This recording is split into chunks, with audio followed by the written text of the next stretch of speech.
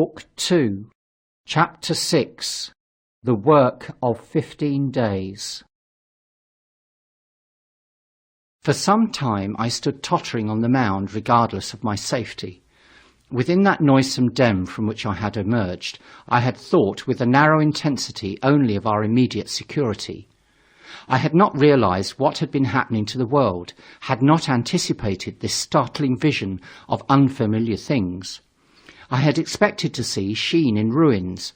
I found about me the landscape, weird and lurid, of another planet.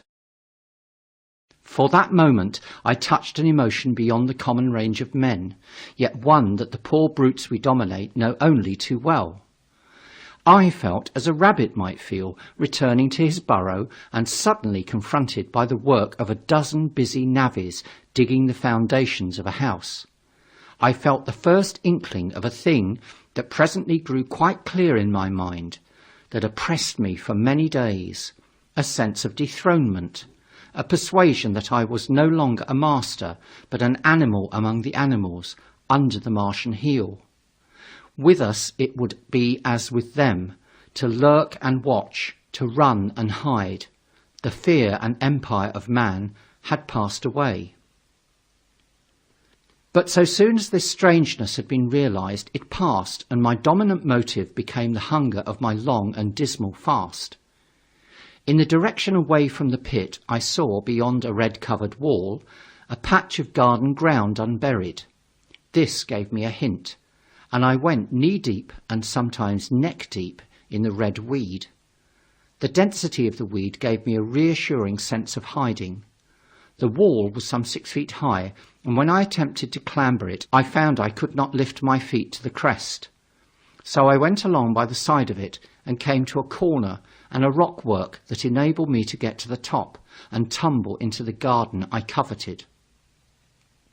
Here I found some young onions, a couple of gladiolus bulbs, and a quantity of immature carrots, all of which I secured, and scrambling over the ruined wall, went on my way through the scarlet and crimson trees towards Kew. It was like walking through an avenue of gigantic blood drops, possessed with two ideas: to get more food and to limp, as soon and as far as my strength permitted, out of this accursed unearthly region of the pit. Some way farther, in a grassy place, was a group of mushrooms, which also I devoured, and then I came upon a brown sheet of flowing shallow water, where meadows used to be. These fragments of nourishment served only to whet my hunger. At first I was surprised at this flood in a hot, dry summer, but afterwards I discovered that it was caused by the tropical exuberance of the red weed. Directly this extraordinary growth encountered water, it straightway became gigantic and of unparalleled fecundity.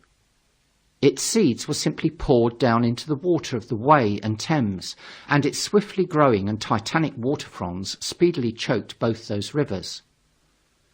At Putney, as I afterwards saw, the bridge was almost lost in a tangle of this weed, and at Richmond too the Thames water poured in a broad and shallow stream across the meadows of Hampton and Twickenham.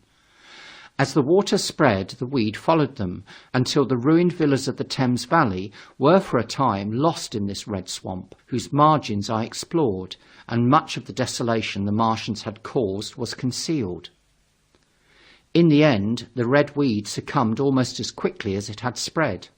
A cankering disease due, it is believed, to the action of certain bacteria presently seized upon it. Now, by the action of natural selection, all terrestrial plants have acquired a resisting power against bacterial diseases. They never succumb without a severe struggle, but the red weed rotted like a thing already dead. The fronds became bleached and then shriveled and brittle. They broke off at the least touch, and the waters that had stimulated their early growth carried their last vestiges out to sea. My first act on coming to this water was, of course, to slake my thirst. I drank a great deal of it, and moved by an impulse, gnawed some fronds of red weed. But they were watery and had a sickly metallic taste. I found the water was sufficiently shallow for me to wade securely, although the red weed impeded my feet a little. but the flood evidently got deeper towards the river, and I turned back to Mortlake.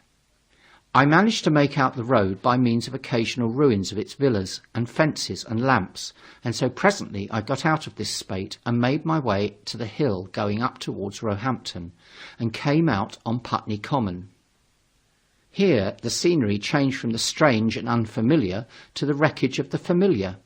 Patches of ground exhibited the devastation of a cyclone, and in a few score yards I would come upon perfectly undisturbed spaces, houses with their blinds trimly drawn and doors closed, as if they had been left for a day by the owners, or as if their inhabitants slept within. The red weed was less abundant. The tall trees along the lane were free from the red creeper. I hunted for food among the trees, finding nothing, and I also raided a couple of silent houses, but they had already been broken into and ransacked. I rested the remainder of the daylight in a shrubbery, being, in my enfeebled condition, too fatigued to push on. All this time I saw no human beings and no signs of the Martians. I encountered a couple of hungry-looking dogs, but both hurried circuitously away from the advances I made them. Near Roehampton I had seen 2 human skeletons, not bodies, but skeletons, picked clean, and in the wood by me I found the crushed and scattered bones of several cats and rabbits and the skull of a sheep. But though I gnawed parts of these in my mouth, there was nothing to be got from them. After sunset I struggled on along the road towards Putney, where I think the heat ray must have been used for some reason, and in the garden beyond Roehampton I got a quantity of immature potatoes, sufficient to stay my hunger. From this garden one looked down upon Putney and the river. The aspect of the place in the dusk was singularly desolate. Blackened trees, blackened, desolate ruins, and down the hill the sheets of the flooded river, red tinged with the weed, and over all, silence. It filled me with an indescribable terror to think how swiftly that desolating change had come. For a time I believed that mankind had been swept out of existence, and that I stood there alone, the last man left alive. Hard by the top of Putney Hill I came upon another skeleton, with the arms dislocated and removed several yards from the rest of the body. As I proceeded I became more and more convinced that the extermination of mankind was, save for such stragglers as myself, already accomplished in this part of the world. The Martians, I thought, had gone on and left the country desolated, seeking food elsewhere. Perhaps even now they were destroying Berlin or Paris, or it might be they had gone northward. Chapter 7. The Man on Putney Hill. I spent that night in the inn that stands at the top of Putney Hill, sleeping in a made bed for the first time since my flight to Leatherhead. I will not tell the needless trouble I had breaking into that house.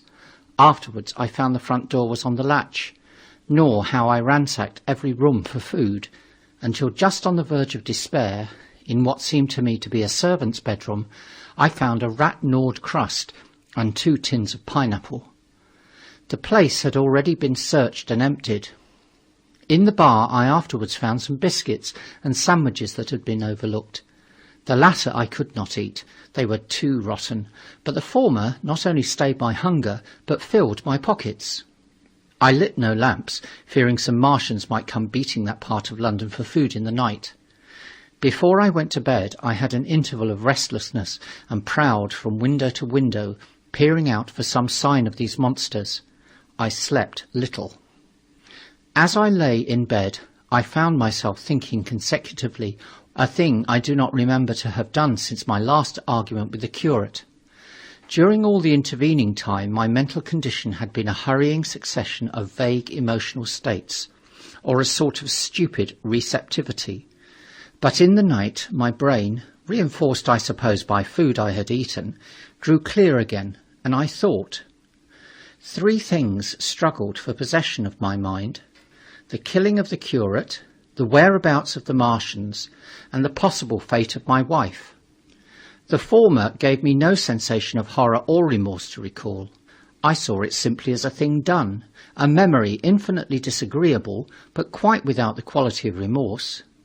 I saw myself then as I see myself now, driven step by step towards that hasty low, the creature of a sequence of accidents leading inevitably to that.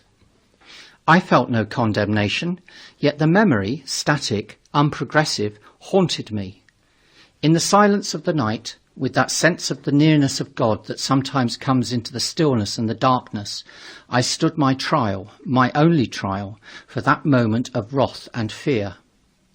I retraced every step of our conversation from the moment when I had found him crouching beside me, heedless of my thirst, and pointing to the fire and smoke that streamed up from the ruins of Weybridge. We had been incapable of cooperation. Grim chance had taken no heed of that. Had I foreseen, I should have left him at Halliford. But I did not foresee, and crime is to foresee and do. And I set this down as I have set all this story down, as it was. There were no witnesses. All these things I might have concealed. But I set it down, and the reader must form his judgment as he will. And when, by an effort, I had set aside that picture of a prostrate body, I faced the problem of the Martians and the fate of my wife. For the former I had no data. I could imagine 100 things, and so, unhappily, I could for the latter. And suddenly that night became terrible. I found myself sitting up in bed staring at the dark. I found myself praying that the heat ray might have suddenly and painlessly struck her out of being. Since the night of my return from Leatherhead, I had not prayed. I had uttered prayers, fetish prayers, had prayed as heathens mutter charms when I was in extremity, but now I prayed indeed, pleading steadfastly and sanely, face to face with the darkness of God. Strange night. Strangest in this, that so soon as dawn had come, I, who had talked with God, crept out of the house like a rat leaving its hiding place. A creature scarcely larger, an inferior animal, a thing that for any passing whim of our masters might be hunted and killed. Perhaps they also prayed confidently to God. Surely, if we have learned nothing else, this war has taught us pity, pity for those witless souls that suffer our dominion. The morning was bright and fine, and the eastern sky glowed pink, and was fretted with little golden clouds. In the road that runs from the top of Putney Hill to Wimbledon was a number of poor vestiges of the panic torrent that must have poured Londonward on the Sunday night after the fighting began. There was a little two-wheeled cart inscribed with the name of Thomas Lobb, greengrocer, New Malden, with a smashed wheel and an abandoned tin trunk. There was a straw hat trampled into the now hardened mud, and at the top of West Hill a lot of blood-stained glass about the overturned water trough. My movements were languid, my plans of the vaguest. I had an idea of going to Leatherhead, though I knew that there I had the poorest chance of finding my wife. Certainly, unless death had overtaken them suddenly, my cousins and she would have fled thence. But it seemed to me I might find or learn there whither the Surrey people had fled. I knew I wanted to find my wife, that my heart ached for her and the world of men, but I had no clear idea how the finding might be done. I was also sharply aware now of my intense loneliness. From the corner I went, under cover of a thicket of trees and bushes, to the edge of Wimbledon Common, stretching wide and far. That dark expanse was lit in patches by yellow gorse and broom. There was no red weed to be seen, and as I prowled hesitatingly on the verge of the open, the sun rose, flooding it all with light and vitality. I came upon a busy swarm of little frogs in a swampy place among the trees. I stopped to look at them, drawing a lesson from their stout resolve to live. And presently, turning suddenly, with an odd feeling of being watched, I beheld something crouching amid a clump of bushes. I stood regarding this. I made a step towards it, and it rose up and became a man armed with a cutlass. I approached him slowly. He stood silent and motionless, regarding me. As I drew nearer, I perceived he was dressed in clothes as dusty and filthy as my own. He looked, indeed, as though he had been dragged through a culvert. Nearer, I distinguished the green slime of ditches mixing with the pale drab of dried clay and shiny, coaly patches. His black hair fell over his eyes, and his face was dark and dirty and sunken, so that at first I did not recognize him. There was a red cut across the lower part of his face. "Stop!" he cried, when I was within 10 yards of him, and I stopped. His voice was hoarse. "Where do you come from?" he said. I thought, surveying him. "I come from Mortlake," I said. "I was buried near the pit the Martians made about their cylinder. I have worked my way out and escaped." "There is no food about here," he said. "This is my country, all this hill down to the river and back to Clapham and up to the edge of the common. There is only food for one. Which way are you going?" I answered slowly. "I don't know," I said. "I have been buried in the ruins of a house 13 or 14 days. I don't know what has happened." He looked at me doubtfully, then started, and looked with a changed expression. "I've no wish to stop about here," said I. "I think I shall go to Leatherhead, for my wife was there." He shot out a pointing finger. "It is you," said he, "the man from Woking, and you weren't killed at Weybridge?" I recognised him at the same moment. "You are the artilleryman who came into my garden." "Good luck," he said. "We are lucky ones. Fancy you." He put out a hand, and I took it. "I crawled up a drain," he said, "but they didn't kill everyone. And after they went away, I got off towards Walton across the fields. But it's not 16 days altogether, and your hair is grey." He looked over his shoulder suddenly. "Only a rook," he said. "One gets to know that birds have shadows these days. This is a bit open. Let us crawl under those bushes and talk." "Have you seen any Martians?" I said. "Since I crawled out, they've gone away, cross London," he said. "I guess they've got a bigger camp there. Of a night, all over there, Hampstead way, the sky is alive with their lights. It's like a great city, and in the glare you can just see them moving. By daylight you can't. But nearer I haven't seen them." He counted on his fingers. 5 days. Then I saw a couple across Hammersmith way, carrying something big.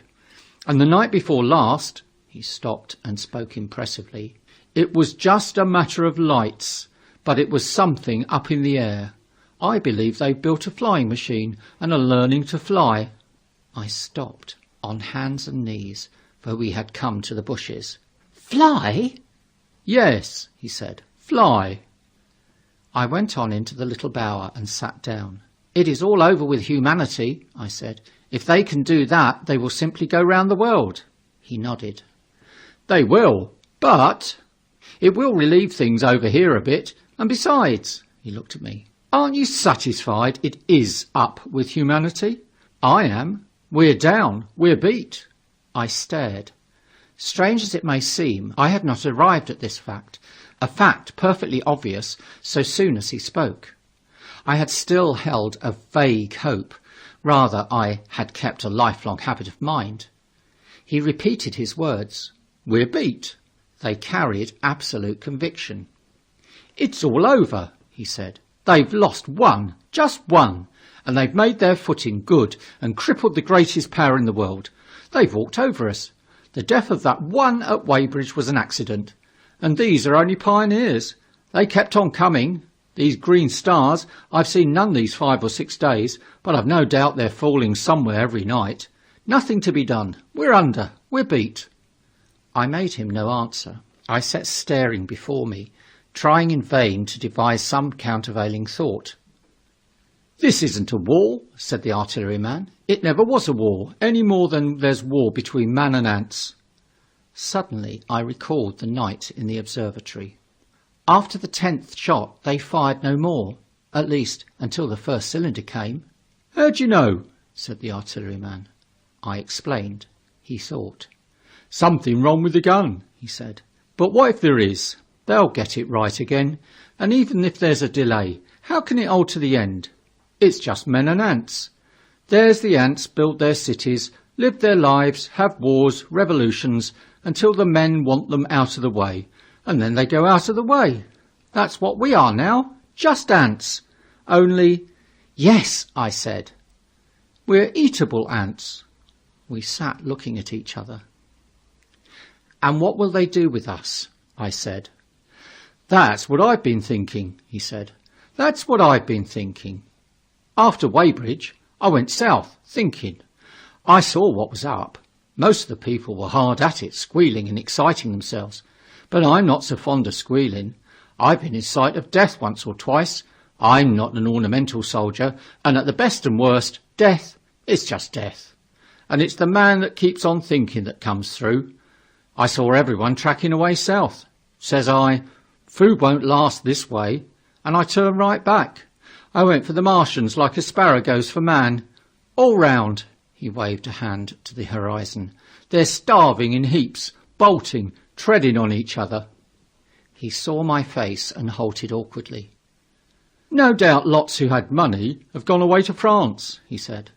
He seemed to hesitate whether to apologise, met my eyes and went on. There's food all about here, canned things in shops, wines, spirits, mineral waters, and the water mains and drains are empty. Well, I was telling you what I was thinking. Here's intelligent things, I said, and it seems they want us for food. First they'll smash us up. Ships, machines, guns, cities, all the order and organisation. All that will go. If we were the size of ants, we might pull through, but we're not. It's all too bulky to stop. That's the first certainty. Eh? I assented. It is. I've thought it out. Very well then, next. At present we're caught as we're wanted. A Martian has only to go a few miles to get a crowd on the run, and I saw one day out by Wandsworth picking houses to pieces and routing among the wreckage. But they won't keep on doing that. So soon as they've settled all our guns and ships and smashed our railways and done all the things they are doing over there, they will begin catching us systematic, picking the best and storing us in cages and things. That's what they will start doing in a bit. Lord, they haven't begun on us yet. Don't you see that? Not begun? I exclaimed. Not begun. All that's happened so far is through our not having the sense to keep quiet, worrying them with guns and such foolery, and losing our heads and rushing off in crowds to where there wasn't any more safety than where we were. They don't want to bother us yet. They're making their things, making all the things they couldn't bring with them, getting things ready for the rest of their people. Very likely that's why the cylinders have stopped for a bit, for fear of hitting those who are here. And instead of us rushing around blind on the how, or getting dynamite on the chance of busting them up, we've got to fix ourselves up according to the new state of affairs. That's how I figure it out. It isn't quite according to what a man wants for his species, but it's about what the facts point to. And that's the principle I acted upon. Cities, nations, civilization, progress, it's all over. That game's up. We're beat. But if that's so, what is there to live for? The artilleryman looked at me for a moment. There won't be any more blessed concerts for 1,000,000 years or so. There won't be any Royal Academy Arts, and no nice little feeds at restaurants. If it's amusement you're after, I reckon the game is up. If you've got any drawing room manners, or a dislike to eating peas with a knife, or dropping H's, you'd better chuck 'em away. There ain't no further use. You mean? I mean that men like me are going on living for the sake of the breed. I tell you, I'm grim set on living, and if I'm not mistaken, you'll show what insides you've got too before long. We aren't going to be exterminated, and I don't mean to be caught either, and tamed, and fattened, and bred like a thundering ox. Ugh! Fancy those brown creepers. You don't mean to say? I do. I'm going on under their feet. I've got it planned. I've thought it out. We men are best. We don't know enough. We've got to learn before we've got a chance, and we've got to live and keep independent while we learn. See? That's what has to be done. I stared astonished and stirred profoundly by the man's resolution. Great God, cried I. But you are a man indeed." And suddenly I gripped his hand. "Eh?" said he, with his eyes shining. "I thought it out, eh?" "Go on," I said. "Well, those who mean to escape their catching must get ready. Mind you, it isn't all of us that are made for wild beasts, and that's what it's got to be. That's why I watched you. I had my doubts. You're slender.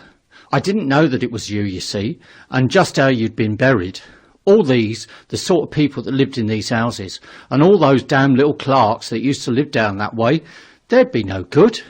They haven't any spirit in them, no proud dreams and no proud lusts, and a man who hasn't one or the other, Lord, what is he but funk and precautions? They just used to skedaddle off to work. I've seen hundreds of 'em, bit of breakfast in hand, running wild and shining to catch their little season ticket train, for fear they'd get dismissed if they didn't.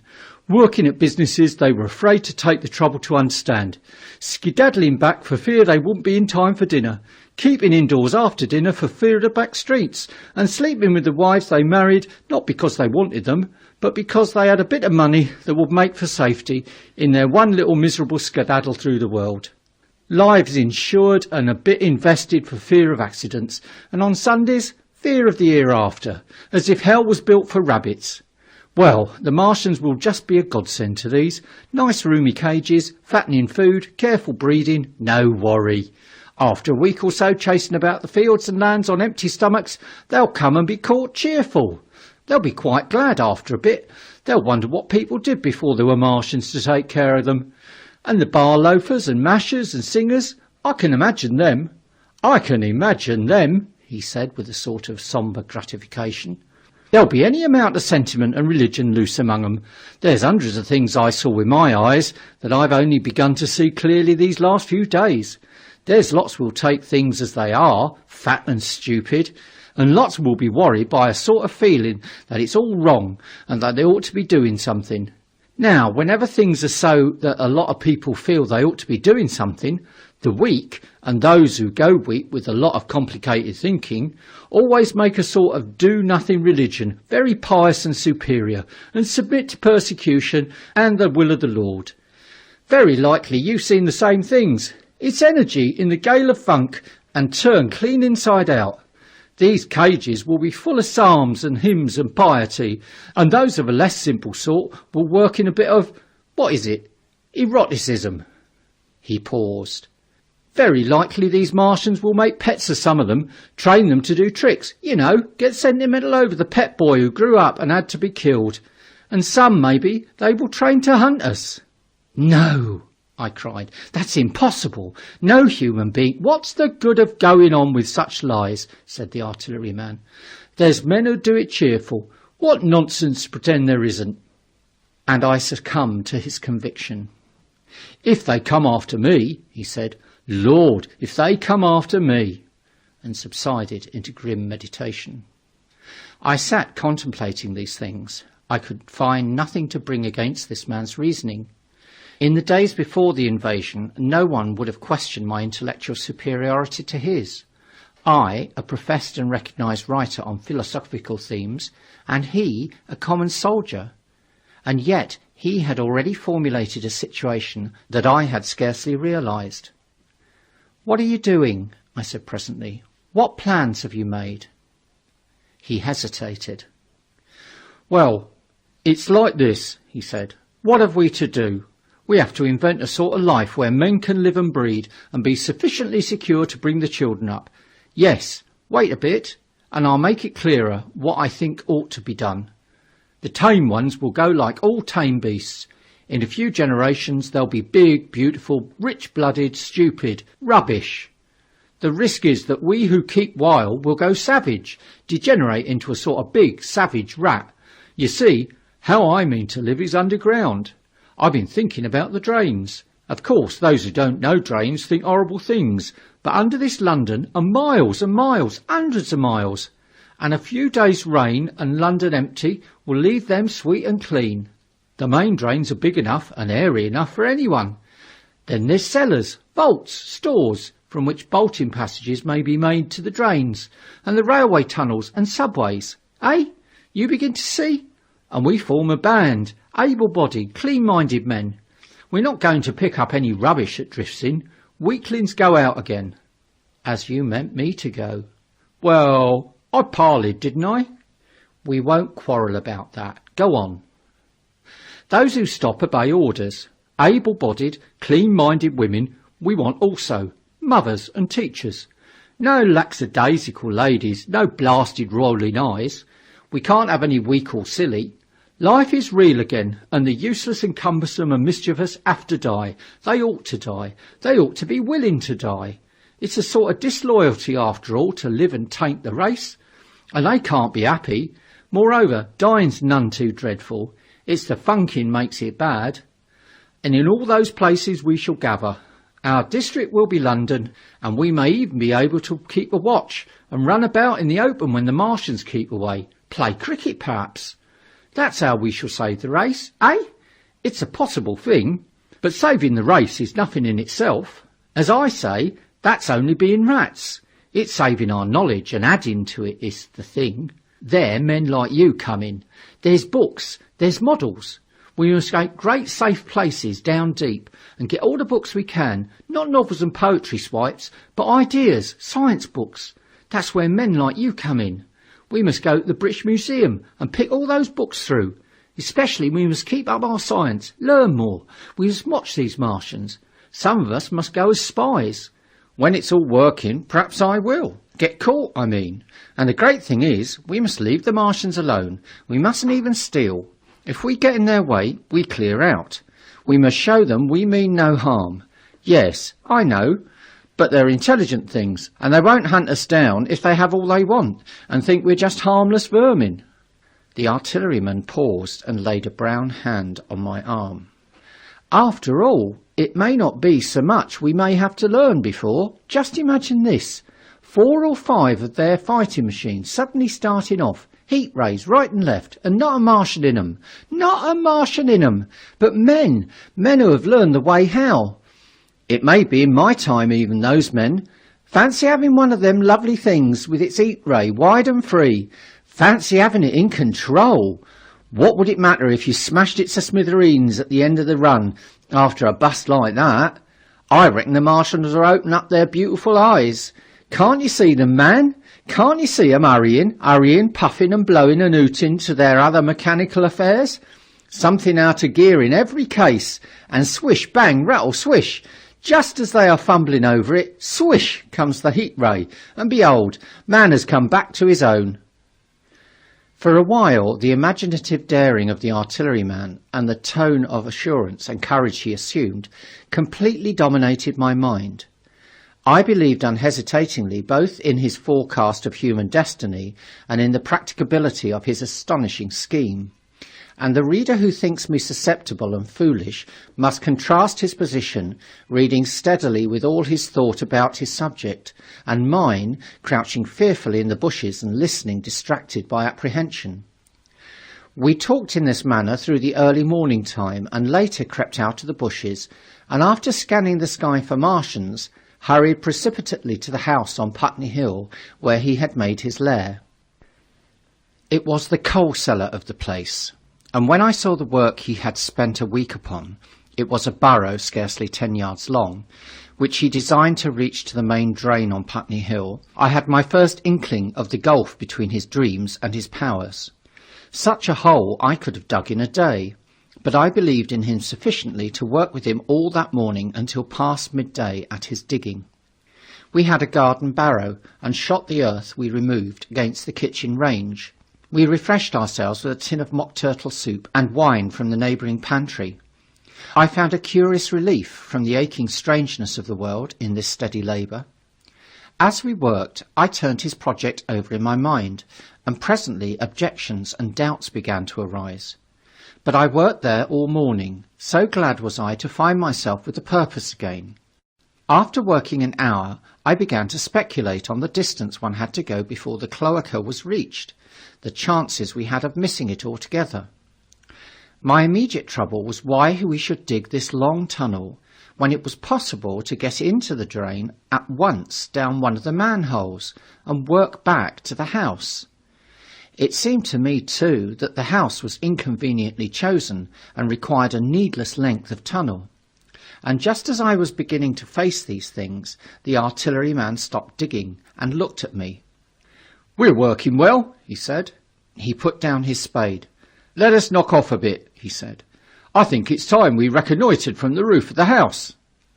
I was for going on, and after a little hesitation he resumed his spade, and then suddenly I was struck by a thought.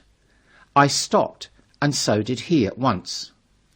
"Why were you walking about on the common," I said, "instead of being here?" "Taking the air," he said. "I was coming back. It's safer by night." "But the work?"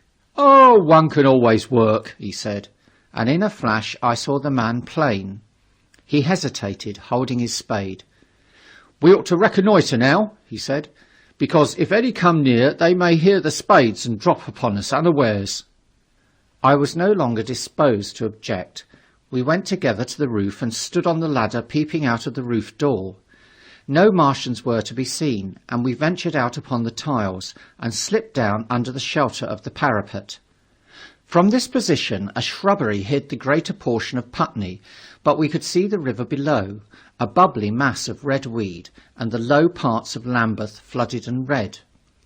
The red creeper swarmed up the trees about the old palace, and their branches stretched gaunt and dead, and set with shrivelled leaves from amid its clusters. It was strange how entirely dependent both these things were upon flowing water for their propagation. Above us neither had gained a footing. Laburnums, pink maize, snowballs, and trees of arbor vitae rose out of the laurels and hydrangeas, green and brilliant in the sunlight. Beyond Kensington, dense smoke was rising, and that and a blue haze hid the northward hills. The artilleryman began to tell me of the sort of people who still remained in London. "One light last week," he said. "Some fools got the electric lights in order, and there was all Regent Street and the Circus ablaze, crowded with painted and ragged drunkards, men and women, dancing and shouting till dawn. A man who was there told me. And as the day came, they became aware of a fighting machine standing near by the Langham and looking down at them. Heaven knows how long he'd been there. It must have given some of them a nasty turn. He came down the road towards them and picked up nearly 100, too drunk or frightened to run away." Grotesque gleam of a time no history will ever fully describe. From that, in answer to my questions, he came round to his grandiose plans again. He grew enthusiastic. He talked so eloquently of the possibility of capturing a fighting machine that I more than half believed in him again. But now that I was beginning to understand something of his quality, I could divine the stress he laid on doing nothing precipitately, and I noted that now there was no question that he personally was to capture and fight the great machine. After a time we went down to the cellar. Neither of us seemed disposed to resume digging, and when he suggested a meal, I was nothing loath.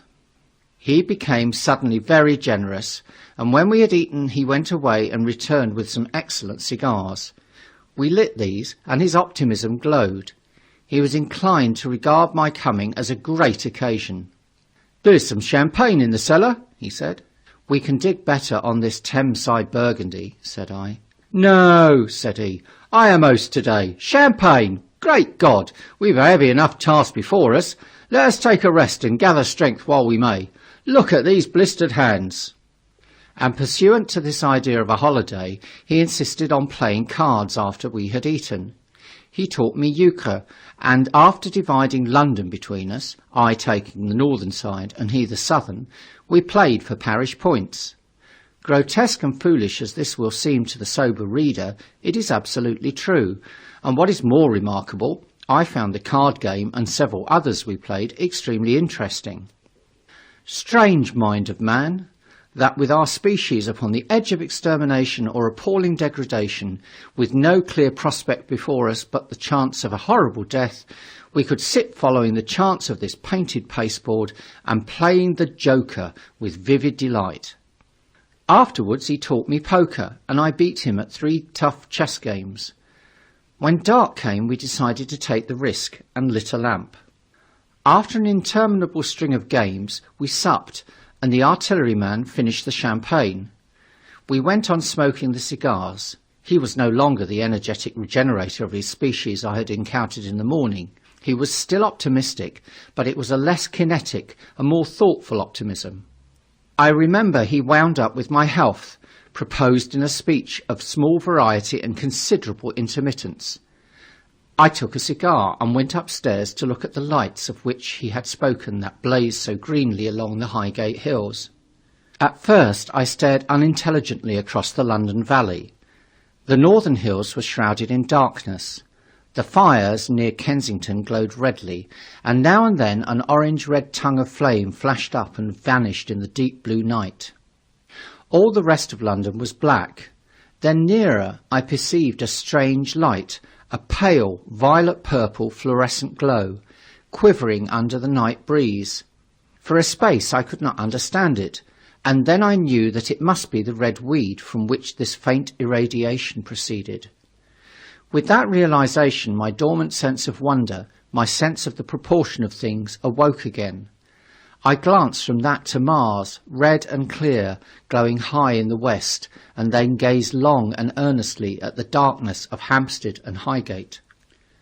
I remained a very long time upon the roof, wondering at the grotesque changes of the day. I recalled my mental states from the midnight prayer to the foolish card-playing. I had a violent revulsion of feeling. I remember I flung away the cigar with a certain wasteful symbolism. My folly came to me with glaring exaggeration. I seemed a traitor to my wife and to my kind. I was filled with remorse. I resolved to leave this strange, undisciplined dreamer of great things to his drink and gluttony, and to go on into London. There, it seemed to me, I had the best chance of learning what the Martians and my fellow men were doing.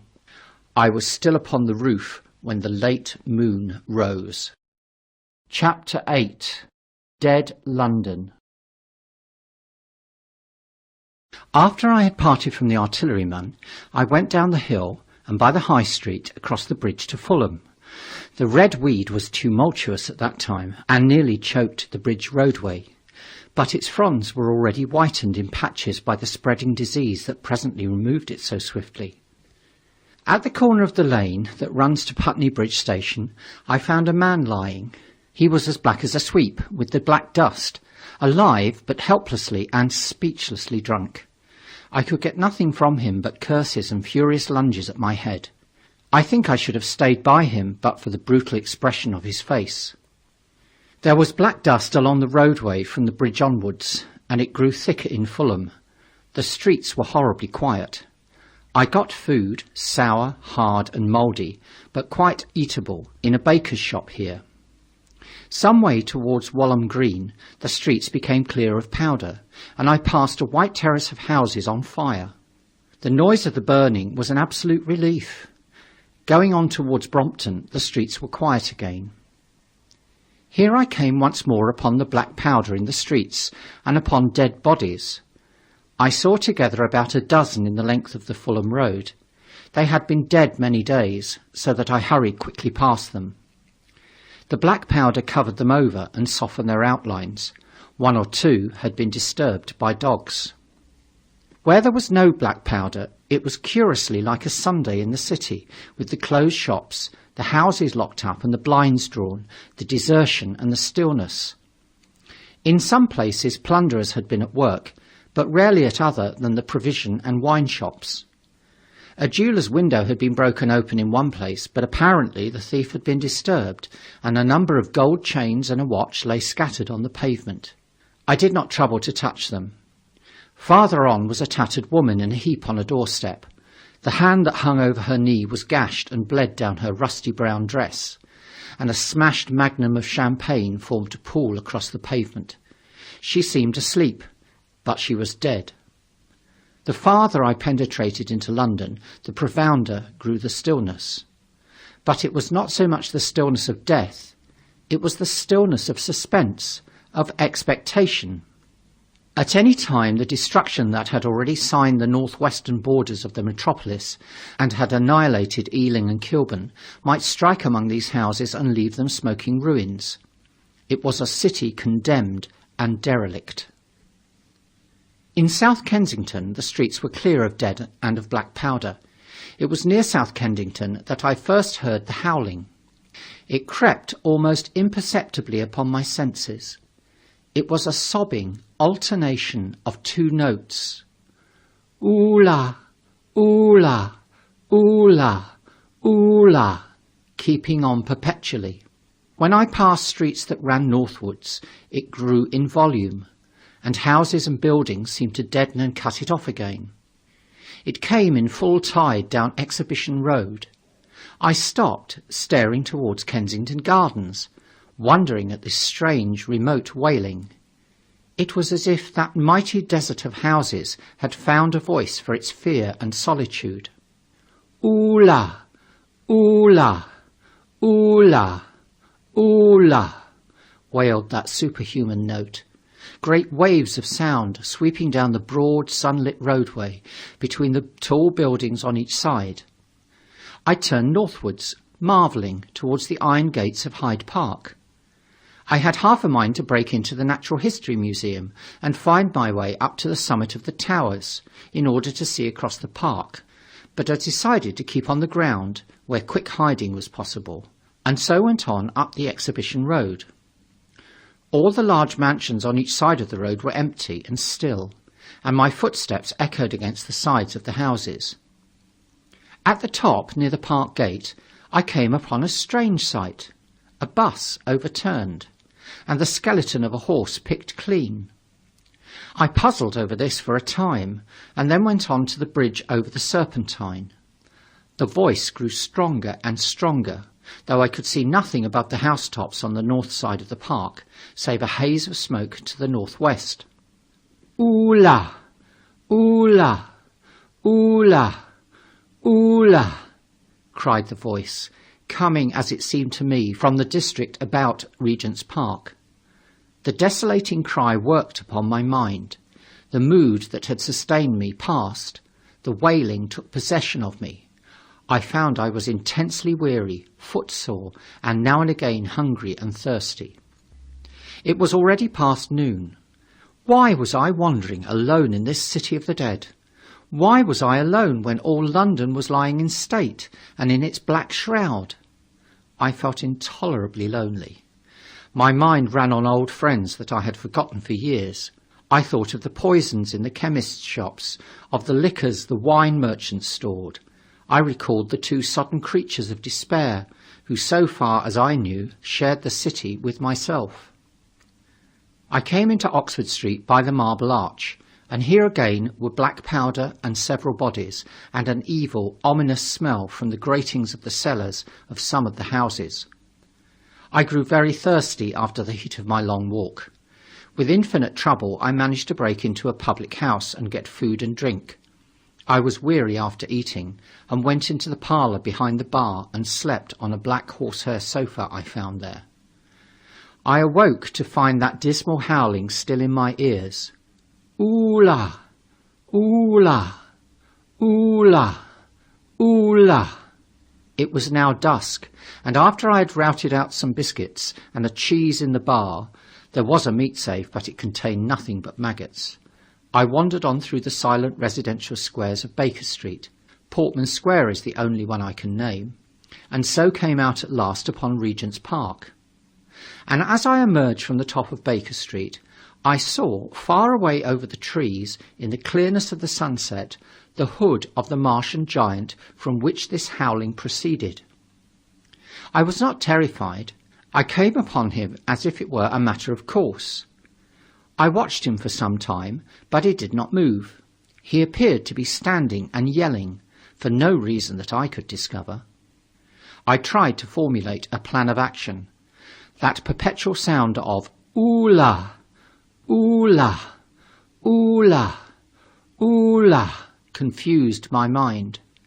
Perhaps I was too tired to be very fearful.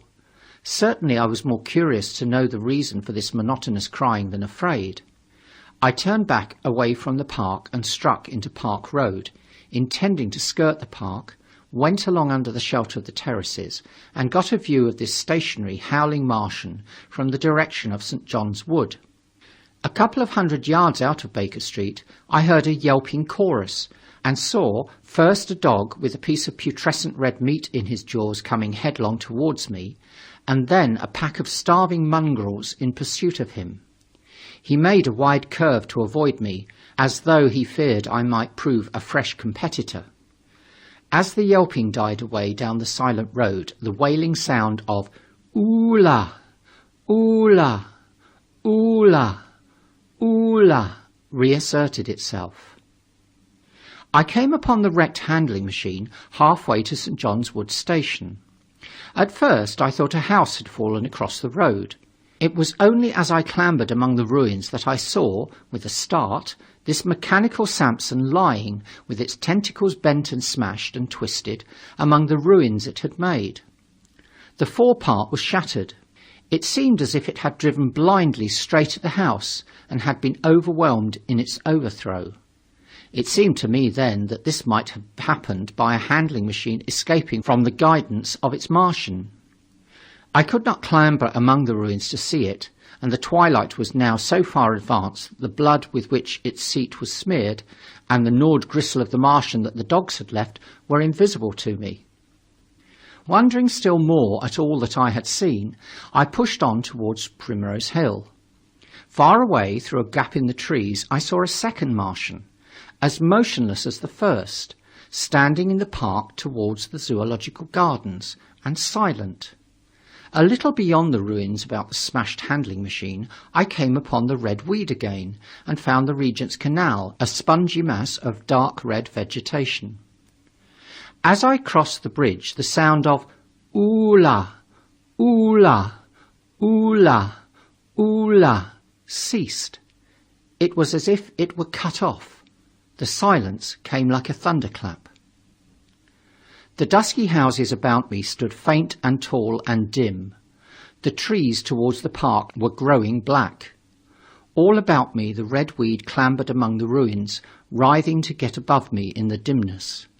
Night, the mother of fear and mystery, was coming upon me, but while that voice sounded the solitude, the desolation had been endurable. By virtue of it, London had still seemed alive, and the sense of life about me had upheld me. Then suddenly a change, the passing of something, I knew not what, and then a stillness that could be felt, nothing but this gaunt quiet. London about me gazed at me spectrally. The windows of the white houses were like the eye sockets of skulls. About me my imagination found 1,000 noiseless enemies moving. Terror seized me, a horror of my temerity. In front of me the road became pitchy black, as though it was tarred, and I saw a contorted shape lying across the pathway. I could not bring myself to go on. I turned down St. John's Wood Road and ran headlong from this unendurable stillness towards Kilburn. I hid from the night and the silence until long after midnight, in a cabman's shelter in Harrow Road. But before the dawn my courage returned, and while the stars were still in the sky, I turned once more towards Regent's Park. I missed my way among the streets, and presently saw, down the long avenue, in the half-light of the early dawn, the curve of Primrose Hill. On the summit, towering up to the fading stars, was a third Martian, erect and motionless like the other. An insane resolve possessed me. I would die and end it, and I would save myself even the trouble of killing myself. I marched on recklessly towards this Titan, and then, as I drew nearer and the light grew, I saw that a multitude of black birds was circling and clustering about the hood. At that, my heart gave a bound, and I began running along the road. I hurried through the red weed that choked St. Edmund's Terrace. I waded breast high across a torrent of water that was rushing down from the waterworks towards the Albert Road, and emerged upon the grass before the rising of the sun. Great mounds had been heaped about the crest of the hill, making a huge redoubt of it. It was the final and largest place the Martians had made, and from behind these heaps there rose a thin smoke against the sky. Against the skyline an eager dog ran and disappeared. The thought that had flashed into my mind grew real, grew credible. I felt no fear. only a wide, trembling exultation as I ran up the hill towards the motionless monster. Out of the hood hung lank shreds of brown, at which the hungry birds pecked and tore. In another moment I had scrambled up the earthen rampart and stood upon its crest, and the interior of the redoubt was below me.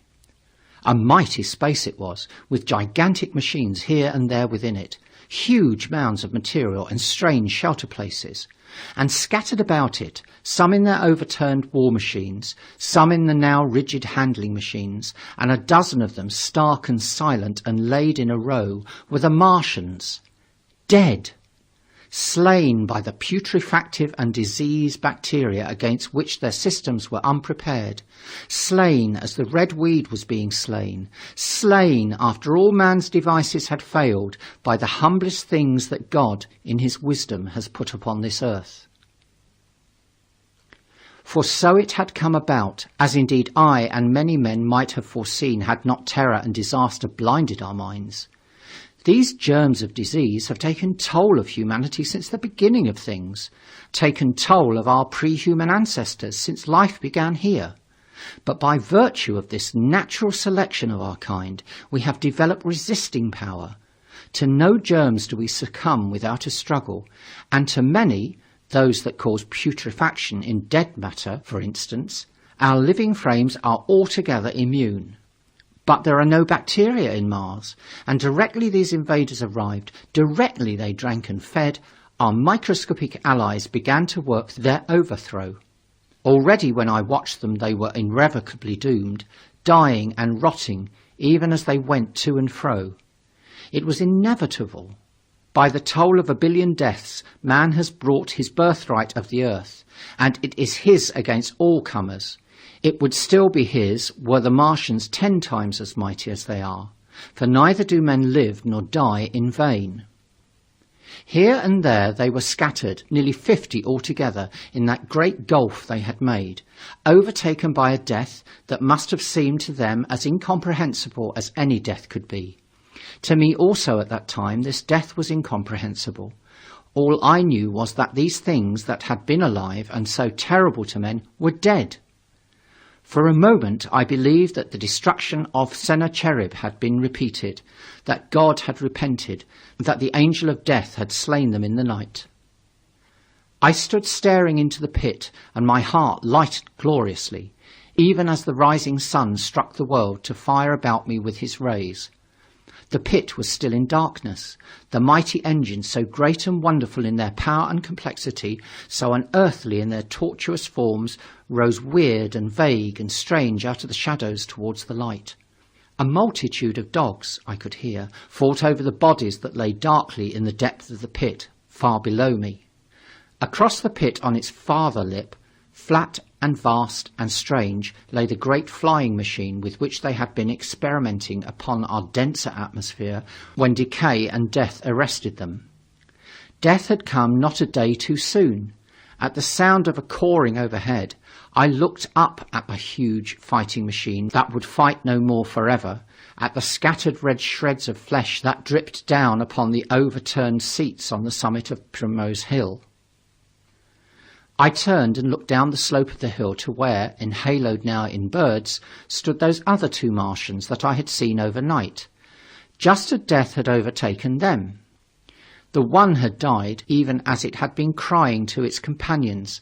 Perhaps it was the last to die, and its voice had gone on perpetually until the force of its machinery was exhausted. They glittered now, harmless tripod towers of shining metal in the brightness of the rising sun. All about the pit, and saved as by a miracle from everlasting destruction, stretched the great mother of cities. Those who have only seen London veiled in her sombre robes of smoke can scarcely imagine the naked clearness and beauty of the silent wilderness of houses.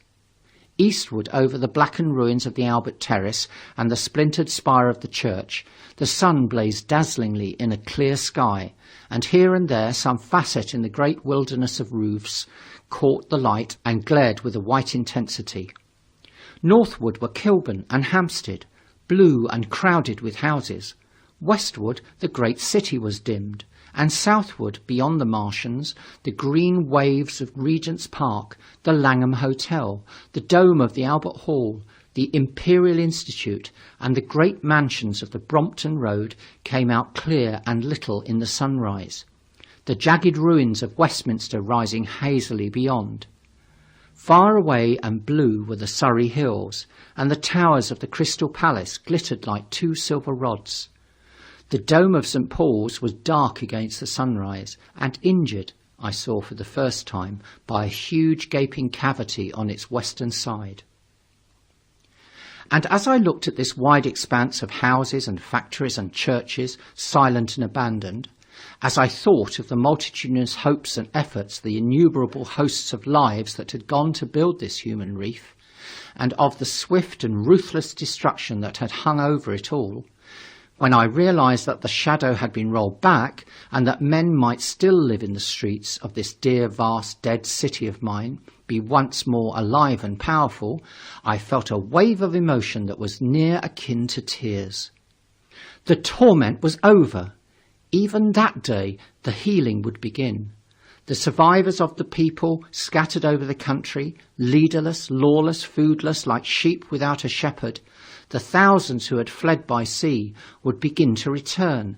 The pulse of life, going stronger and stronger, would beat again in the empty streets and pour across the vacant squares. Whatever destruction was done, the hand of the destroyer was stayed. All the gaunt wrecks, the blackened skeletons of houses that stared so dismally at the sunlit grass of the hill, would presently be echoing with the hammers of the restorers and ringing with the tapping of their trowels. At the thought, I extended my hands towards the sky and began thanking God. In a year, thought I, in a year. With overwhelming force came the thought of myself, of my wife, and the old life of hope and tender helplessness that had ceased forever. Chapter 9. Wreckage. And now comes the strangest thing in my story, yet perhaps it is not altogether strange. I remember clearly and coldly and vividly all that I did that day until the time that I stood weeping and praising God upon the summit of Primrose Hill. And then I forgot. Of the next 3 days I know nothing. I have learned since that, so far from my being the first discoverer of the Martian overthrow, several such wanderers as myself had already discovered this on the previous night. One man, the first, had gone to St. Martin-le-Grand, and, while I sheltered in the cabman's hut, had contrived to telegraph to Paris. Thence the joyful news had flashed all over the world. 1,000 cities, chilled by ghastly apprehension, suddenly flashed into frantic illuminations. They knew of it in Dublin, Edinburgh, Manchester, Birmingham, at the time when I stood upon the verge of the pit. Already men, weeping with joy, as I have heard, shouting and staying their work to shake hands and shout, were making up trains, even as near as Crewe, to descend upon London. The church bells that had ceased a fortnight since suddenly caught the news, until all England was bell-ringing. Men on cycles, lean-faced, unkempt, scorched along every country lane, shouting of unhoped deliverance, shouting to gaunt, staring figures of despair. And for the food, across the Channel, across the Irish Sea, across the Atlantic, corn, bread and meat were tearing to our relief. All the shipping in the world seemed going Londonward in those days. But of all this I have no memory. I drifted, a demented man. I found myself in a house of kindly people who had found me on the 3rd day wandering, weeping and raving through the streets of St. John's Wood. They have told me since that I was singing some insane doggerel about "the last man left alive, hurrah, the last man left alive." Troubles as they were with their own affairs, these people, whose name, much as I would like to express my gratitude to them, I may not even give here, nevertheless cumbered themselves with me, sheltered me, and protected me from myself. Apparently they had learned something of my story from me during the days of my lapse. Very gently, when my mind was assured again, did they break to me what they had learned of the fate of Leatherhead. 2 days after I was imprisoned, it had been destroyed, with every soul in it, by a Martian. He had swept it out of existence, as it seemed, without any provocation, as a boy might crush an ant-hill, in the mere wantonness of power.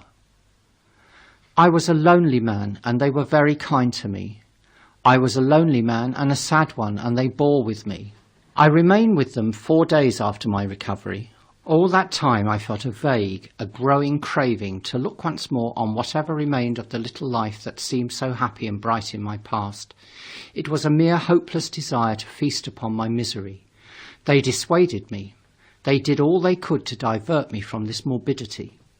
But at last I could resist the impulse no longer, and promising faithfully to return to them, and parting, as I will confess, from these 4-day friends with tears, I went out again into the streets that had lately been so dark and strange and empty. Already they were busy with returning people. In places even there were shops open, and I saw a drinking fountain running water.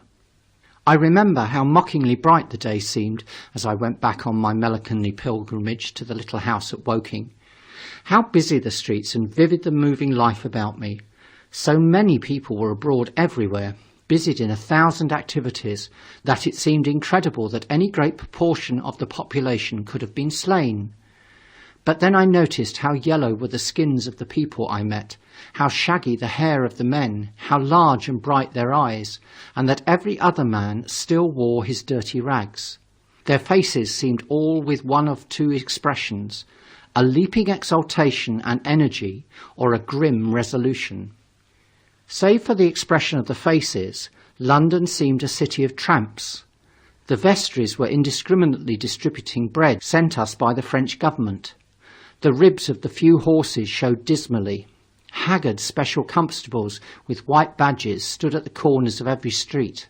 I saw little of the mischief wrought by the Martians until I reached Wellington Street, and there I saw the red weed clambering over the buttresses of Waterloo Bridge.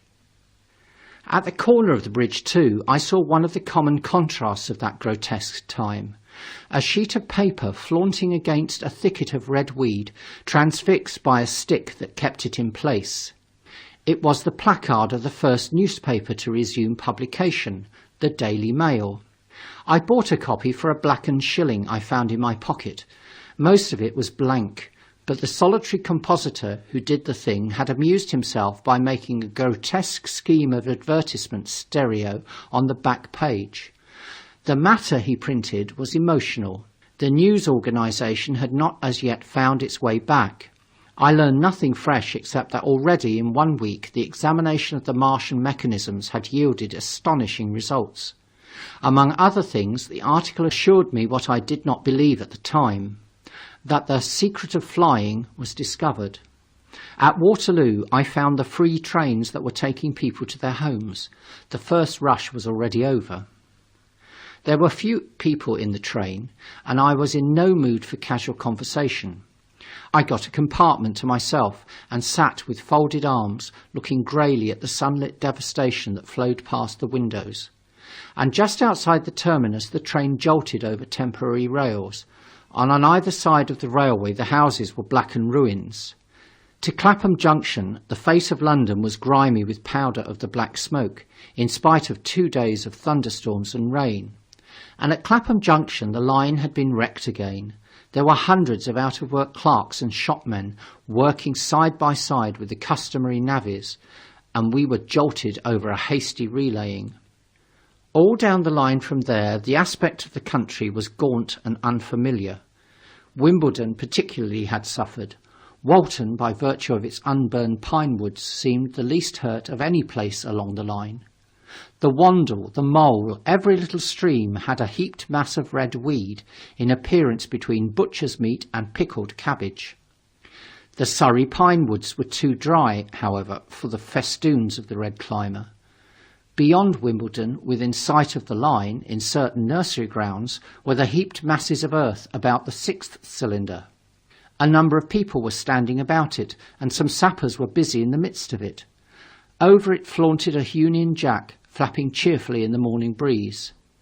The nursery grounds were everywhere crimson with the weed, a wide expanse of livid colour cut with purple shadows, and very painful to the eye.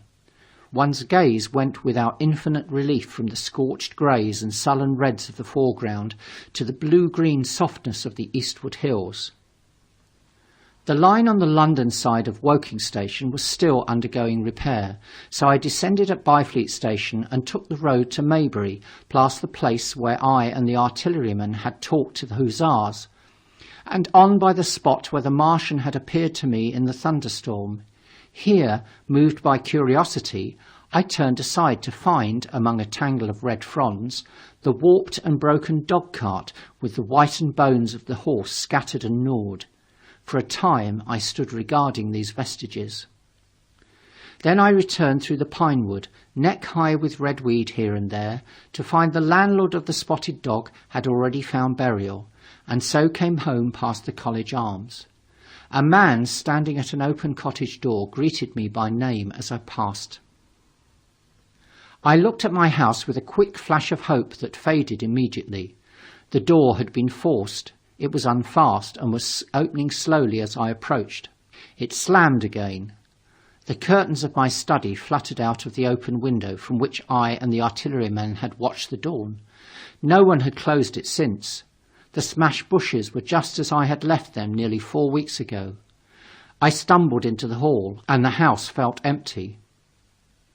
The stair carpet was ruffled and discoloured where I had crouched, soaked to the skin from the thunderstorm the night of the catastrophe.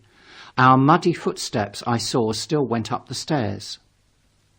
I followed them to my study and found lying on my writing table still, with the selenite paper weight upon it, the sheet of work I had left on the afternoon of the opening of the cylinder. For a space I stood reading over my abandoned arguments. It was a paper on the probable development of moral ideas with the development of the civilizing process, and the last sentence was the opening of a prophecy. Quote, "In about 200 years," unquote, I had written, quote, "we may expect," unquote. The sentence ended abruptly. I remembered my inability to fix my mind that morning, scarcely a month gone by, and how I had broken off to get my daily chronicle from the newsboy. I remembered how I went down to the garden gate as he came along, and how I had listened to his odd story of men from Mars. I came down and went into the dining room. There were the mutton and the bread, both far gone now in decay, and a beer bottle overturned, just as I and the artilleryman had left them. My home was desolate. I perceived the folly of the faint hope I had cherished so long, and then a strange thing occurred. "It is no use," said a voice. "The house is deserted. No one has been here these 10 days. Do not stay here to torment yourself. No one escaped but you." I was startled. Had I spoken my thoughts aloud? I turned, and the French window was open behind me. I made a step to it and stood looking out. And there, amazed and afraid, even as I stood amazed and afraid, were my cousin and my wife, white and tearless. She gave a faint cry. "I came," she said. "I knew. She put out her hand to her throat, swayed.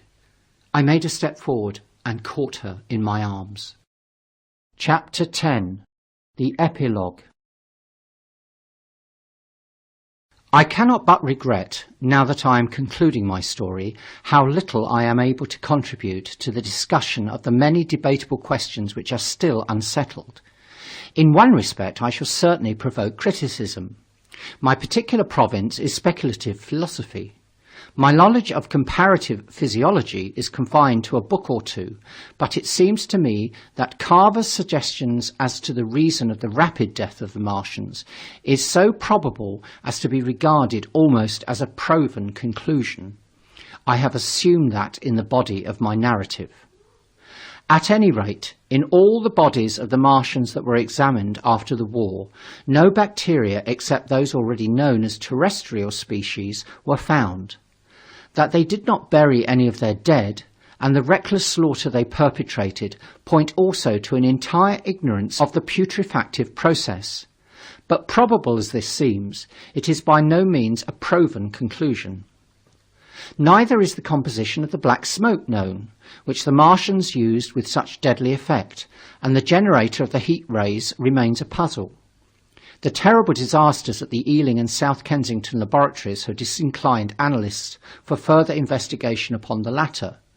Spectrum analysis of the black powder points unmistakably to the presence of an unknown element with a brilliant group of 3 lines in the green, and it is possible that it combines with argon to form a compound which acts at once with deadly effect upon some constituent of the blood.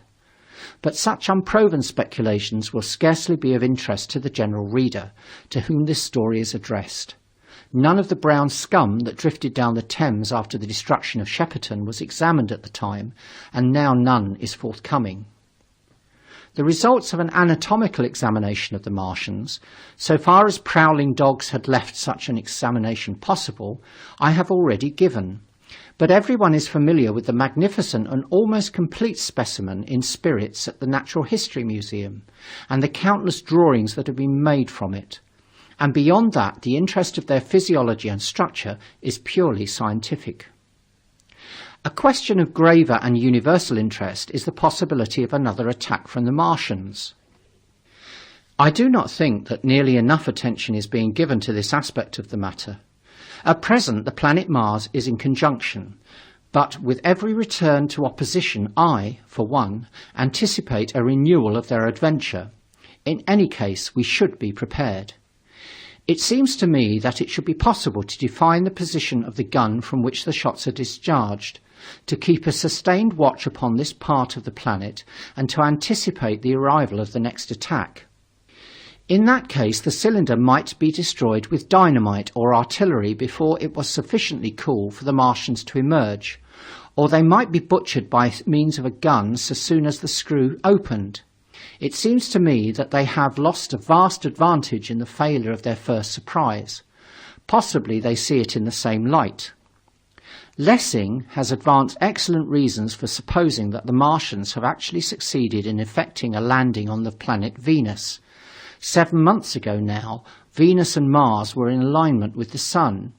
That is to say, Mars was in opposition from the point of view of an observer on Venus.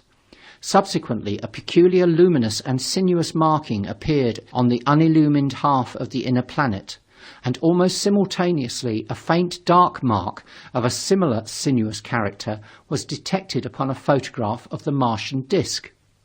One needs to see the drawings of these appearances in order to appreciate fully their remarkable resemblance in character. At any rate, whether we expect another invasion or not, our views of the human future must be greatly modified by these events. We have learned now that we cannot regard this planet as being fenced in and a secure abiding place for man. We can never anticipate the unseen good or evil that may come upon us suddenly out of space. It may be that in the larger design of the universe, this invasion from Mars is not without its ultimate benefit for men. It has robbed us of that serene confidence in the future which is the most faithful source of decadence. The gifts of human science it has brought are enormous, and it has done much to promote the conception of the commonwealth of mankind. It may be that across the immensity of space the Martians have watched the fate of these pioneers of theirs and learned their lesson, and that on the planet Venus they have found a securer settlement. Be that as it may, for many years yet there will certainly be no relaxation of the eager scrutiny of that Martian disk, and those fiery darts of the sky, the shooting stars, will bring with them as they fall an unavoidable apprehension to all the sons of men. The broadening of men's views that has resulted can scarcely be exaggerated. Before the cylinder fell, there was a general persuasion that through all the deep of space no life existed beyond the petty surface of our minute sphere. Now we see further. If the Martians can reach Venus, there is no reason to suppose that the thing is impossible for men. And when the slow cooling of the sun makes this earth uninhabitable, as at last it must do, it may be that the thread of life that has begun here will have streamed out and caught our sister planet within its toils. Dim and wonderful is the vision I have conjured up in my mind of life spreading slowly from this little seedbed of the solar system throughout the inanimate vastness of sidereal space. But that is a remote dream.